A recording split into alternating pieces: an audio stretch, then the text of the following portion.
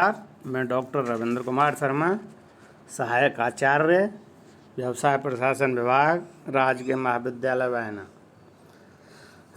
BCom third year के समस्त छात्र एवं छात्राओं, आज मैं आपको बीकॉम थर्ड ईयर का फर्स्ट क्रियात्मक प्रबंध का टॉपिक कार्य संवर्धन अर्थात जॉब एनरिचमेंट अर्थात जॉब समृद्धि का अध्ययन ई कंटेंट के माध्यम से करेंगे।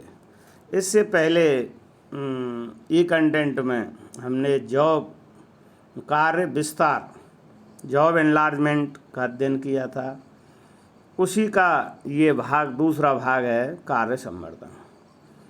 कार्य विस्तार एवं कार्य संवर्धन दोनों का करीब एक ही अध्याय है और दोनों में गहरी समानता है। तो अतः आज हम कार्य संवर्धन के बारे में अध्ययन करेंगे। कार्य संवर्धन की तकनीक का विकास का श्रेय फ्रेडरिक हर्ट्ज़बर्ग को दिया जाता है, जो कि अप्रेरण की इन्होंने विचारधारा का द्वैघटक विचारधारा का इन्होंने प्रतिपादन किया था।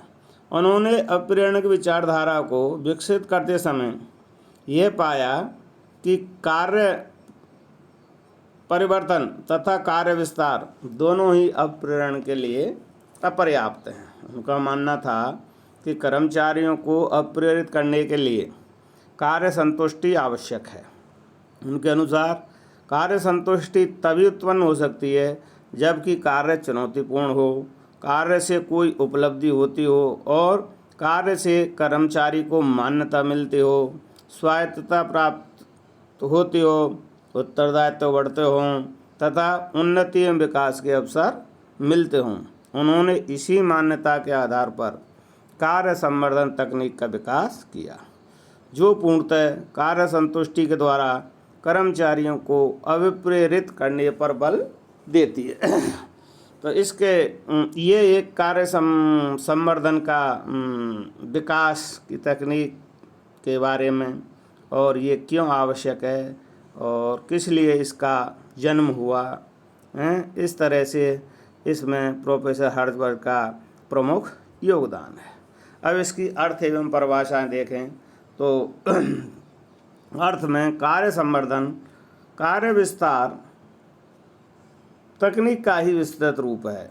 यह वह तकनीक है जिसमें किसी व्यक्ति द्वारा किए जाने वाले कार्यों की संख्या को समतल दिशा में ही नहीं बढ़ाया जाता है, बल्कि कार्यों की लंबवत अर्थात गहनता को भी बढ़ाया जाता है। विद्वान स्टीफन पी रॉबिन्स ने परिभाषा दी है, कार्य संवर्धन से तात्पर्य कार्यों का समतल वर्टिकल विस्तार है। यह कर्मचारी की उस मात्रा को बढ़ाता है कार्य की उस मात्रा को बढ़ाता है जिससे वह अपने कार्य के नियोजन, क्रियान्वयन तथा मूल्यांकन पर नियंत्रण करता है। विद्वान मायर्स ने कार्य संवर्धन के बारे में कहा है कि कार्य संवर्धन वह प्रक्रिया है जिसमें जो कर्मचारी को अपने कार्यों के प्रबंध में प्रबंधकों की भांति व्यवहार करने के लिए प्रेरित करती है तथा ऐसे व्यवहार को संभव बनाने के लिए कार्य की रूपरेखा फिर से बनाती है। तो इस तरह से दो विद्वानों ने अपने परिभाषा के माध्यम से अपने विचारों से कार्य संवर्धन के बारे में कहा है। संक्षेप में हम कह सकते हैं कि कार्य संवर्धन वह तकनीक है जिसके द्वारा कर्मचारियों के कार्यों की गहनता को बढ़ाया जाता है। कार्य संवर्धन द्वारा कर्मचारियों कार्यों में प्रबंधकीय तत्व उत्पन्न किए जाते हैं तथा उन्हें अधिक कार्य करने के लिए अप्रेरित किया जाता है। इसके अंतर्गत कार्य विस्तार के साथ साथ कार्यों में गहनता उत्पन्न की जाती है, जिसमें कर्मचारियों कार्यों के नियोजन, निर्णयन, क्रियान्वयन, मूल्यांकन में अधिक स्वायत्तता दी जाती है तथा उन कार्यों के नियंत्रण का अधिकार भी उन्हें ही दिया जाता है। अतः कार्य संवर्धन में कार्य की रूपरेखा बनाने का पुनः रूपरेखा बनाने का अधिकार भी कर्मचारियों को दिया जाता है और उनका मूल्यांकन करने का भी अधिकार दिया जाता है, जिससे कि वो कर्मचारी अपने कार्य को सुनियोजित तरीके से कर सके। अब इसके बाद कार्य संवर्धन की कुछ विशेषताएं बताई गई हैं। इनमें प्रमुख हैं लंबवत भारण। कार्य संवर्धन कार्यों का लंबवत वर्टिकल जॉब लोडिंग है। इसके परिणाम स्वरूप कार्यों का लंबवत रूप में विस्तार किया जाता है। फलतः कर्मचारियों को अपने कार्यों से संबंधित उच्च अधिकारियों के अधिकार प्राप्त हो जाते हैं। दूसरा इसका विशेषता है कार्य में गहनता। कार्य संवर्धन कार्य में गहनता यानी जॉब डेप्थ, कार्य की गहराई उत्पन्न करने के लिए किया जाता है। ये इससे क्या होता है, अधिक कर्मचारी अधिक महत्वपूर्ण एवं उत्तरदायित्व के लिए जिम्मेदार बनता है, क्योंकि गहनता से व्यक्ति कार्य को बहुत ही बारीकियों को ध्यान में रखकर कार्य को संपन्न करता है। तीसरा इसके विशेषता है कार्य विस्तार पर आधारित। कार्य संवर्धन कार्य विस्तार पर आधारित है। जब तक कार्यों का समतल विस्तार हॉरिजॉन्टल एक्सपेंशन नहीं किया जाता, तब तक लंबवत विस्तार के लाभ नहीं मिलते हैं। अगली इसकी विशेषता है प्रबंधकीय अधिकार। कार्य संवर्धन में कर्मचारियों को कार्य से संबंधित प्रबंधकीय अधिकार प्रदान किए जाते हैं। उन्हें कार्यों के नियोजन, प्रबंधकीय अधिकारों में क्या सम्मिलित है, प्रबंधकीय अधिकारों में कार्यों का नियोजन है, कार्यों का निर्णयन है, कार्यों का क्रियान्वयन है तथा नियंत्रण के अधिक अधिकार दिए जाते हैं। अगली इसकी विशेषता है प्रबंधकीय व्यवहार की अपेक्षा। कार्य संवर्धन कर्मचारियों से प्रबंधकों जैसा व्यवहार करने की अपेक्षा करता है। अगले इसकी विशेषता बताई गई है कार्य संतुष्टि एवं अभिप्रेरण। कार्य संवर्धन का लक्ष्य कार्य संतुष्टि प्रदान करना है। कार्य संतुष्टि से ही कर्मचारी अप्रेरित होते हैं। कार्य संतुष्टि किसी भी कर्मचारी को तब मिलेगी तब वो कार्यों में पूर्ण निपुणता के साथ करता है और कार्य एक उन्नत किस्म का किया जाता है, जिससे कि कर्मचारी अंदर से अपने आप को बहुत ही गौरवान्वित महसूस करता है, जिससे वो संतुष्ट भी होता है और अधिक कार्य करने के लिए प्रेरित भी होता है। कार्य की रूपरेखा का पुनः निर्धारण।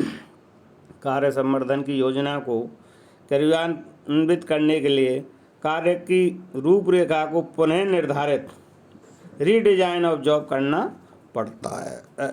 इस तरह से ये कार्य संवर्धन की कुछ विशेषताएं बताई गई।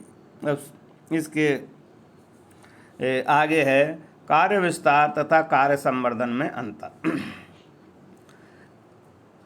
सामान्यतः यही माना जाता है कि कार्य संवर्धन कार्य विस्तार पर आधारित है। कुछ लोग ये भी कहते हैं कार्य विस्तार कार्य संवर्धन की प्राथमिक आवश्यकता है, अर्थात कुछ लोग इसको करीब एक जैसा ही मानते हैं, कार्य विस्तार और कार्य संवर्धन, लेकिन इनमें आपस में बहुत अंतर है और इनमें एक समानता आपस में बहुत जुड़ी हुई है। लेकिन कुछ प्रमुख बिंदुओं से हम इसके अंतर को समझा सकते हैं। सबसे पहला जो अंतर का आधार है वो है परिमाण।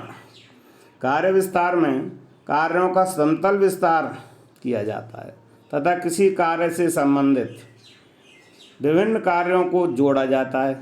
कार्य संवर्धन में कार्यों का लंबवत विस्तार किया जाता है तथा कर्मचारियों को उनके संबंध में अधिक दायित्व एवं प्रबंध के अधिकार दिए जाते हैं। दूसरा इसका आधार है प्रबंधकीय अधिकार। प्रबंधकीय अधिकार कार्य विस्तार में कर्मचारियों को प्रबंधकीय अधिकार नहीं दिए जाते हैं, जबकि कार्य संवर्धन में ये प्रबंधकीय अधिकार दिए जाते हैं। तीसरा है इसका गहनता। कार्य विस्तार में जॉब एनलार्जमेंट में कार्यों में गहनता उत्पन्न नहीं होती, बल्कि कार्यों का विस्तार ही किया जाता है, जबकि कार्य संवर्धन में कार्यों का समतल विस्तार तथा उनमें लंबवत गहनता उत्पन्न की जाती है। परस्पर निर्भरता अगला आधार है इसका।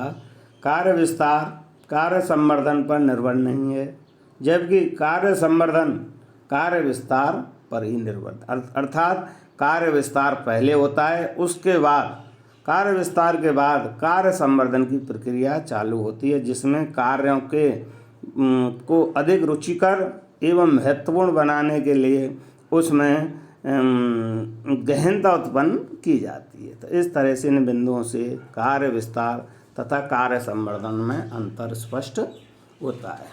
अब इसके बाद इसमें कार्य संवर्धन की उपयोगिता अथवा महत्व।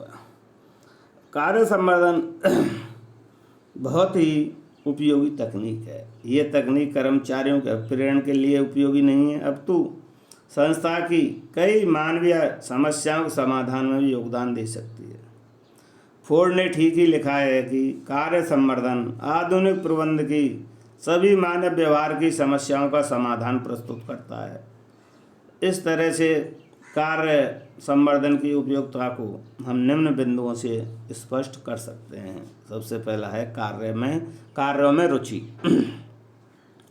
कार्य संवर्धन कर्मचारियों के अपने कार्यों में रुचि उत्पन्न करता है। ऐसा कार्यों की गहनता के कारण होता है, अतः कर्मचारी अधिक रुचि के कार्य करता है।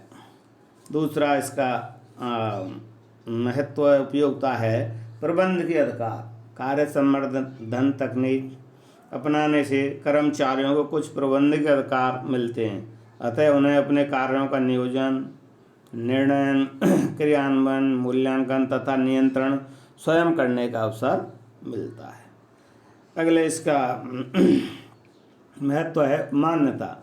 इससे कार्य के महत्वपूर्ण एवं उत्तरदायित्वपूर्ण होने से कर्मचारी को सामाजिक मान्यता मिलती है। एक्सपर्टनेस बढ़ती है कर्मचारी की और वो अपने आप को एक कुशल कर्मचारी के रूप में समाज में और अपने कंपनी में या अथवा व्यावसायिक संस्था में स्थापित करता है। अगला इसका महत्व है कार्य संतुष्टि। कार्य संवर्धन तकनीक अपनाने से कर्मचारियों को कार्य संतुष्टि अनुभव होती है, अर्थात जो कार्य वो गहनता से पूर्ण करता है उसमें अपने दिमाग एवं स्वयं के द्वारा जो कार्य किया जाता है उससे वो अपने आप को संतुष्टि महसूस करता है। अगला उपयोगिता का बिंदु है कार्य संतुष्टि। अभिप्रेरणा। कार्य संतुष्टि के बाद है अभिप्रेरणा।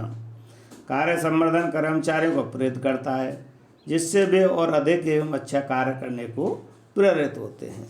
प्रोफेसर हर्जबर्ग ने जो अभिप्रेरण की द्वैघटक विचारधारा का प्रतिपादन किया, उसी आधार पर इन्होंने उसमें अभिप्रेरण को कर्मचारी को प्रेरित करने के लिए कार्यों में गहनता उत्पन्न करने के लिए ही इस कार्य संवर्धन की तकनीक का विकास किया है। अगला इसमें बिंदु है उत्पादकता में वृद्धि। जब कोई भी कर्मचारी अथवा श्रमिक किसी भी संगठन में या व्यावसायिक संस्था में कार्य संतुष्टि के साथ अप्रेरित होकर अगर कार्य करेंगे तो निश्चित है उनके प्रोडक्शन में वृद्धि होगी और कंपनी लाभ की ओर प्रेरित होगी। अगले इसके उपयोगिता महत्व है कार्यों की किस्म में सुधार। Improvement of work quality. कार्यों किस्म में सुधार कैसे होता है? जब प्रत्येक कार्य सिस्टमेटिक ढंग से किया जाता है, सुनियोजित तरीके से किया जाता है और कर्मचारी द्वारा अपने दिल और दिमाग का पूर्ण इस्तेमाल करके किया जाता है, तो कोई भी वस्तु अथवा सेवा की क्वालिटी में सुधार होना निश्चित है। अगला कर्मचारियों का मनोबल बढ़ता है। मनोबल किसी भी कर्मचारी के आंतरिक भावनाओं से जुड़ा हुआ है। कोई भी कर्मचारी जब अपने संस्था के प्रति लगाव जिस कर्मचारी को उत्पन्न हो जाता है और तो निश्चित है उसके मन में मनोबल में अभिवृद्धि हुई होती है, तभी वो कर्मचारी अपने संगठन में अच्छी तरह से कार्य करता है। इस तरह से ये सभी लाभ या अर्थात उपयोगिता महत्व इन बिंदुओं से स्पष्ट होते हैं।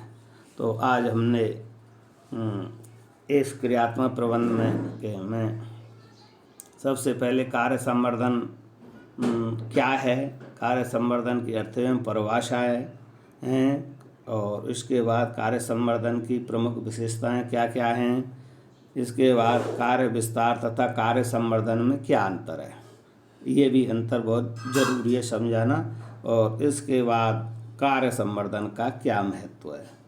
ये सब ये जो व्यावसायिक जितनी भी गतिविधि हैं और ये इस तरह से ये प्रक्रियाएं जो अपनाई जाती हैं वो कंपनी में अथवा व्यावसायिक संस्था में लाभ में अभिवृद्धि करने एवं वस्तुओं सेवाओं क्वालिटी में इम्प्रूव करने और समाज को अच्छी वस्तुएं एवं सेवाएं देने हेतु इस तरह से ये क्या है कि कार्य किए जाते हैं। आज के लिए इतना ही, धन्यवाद।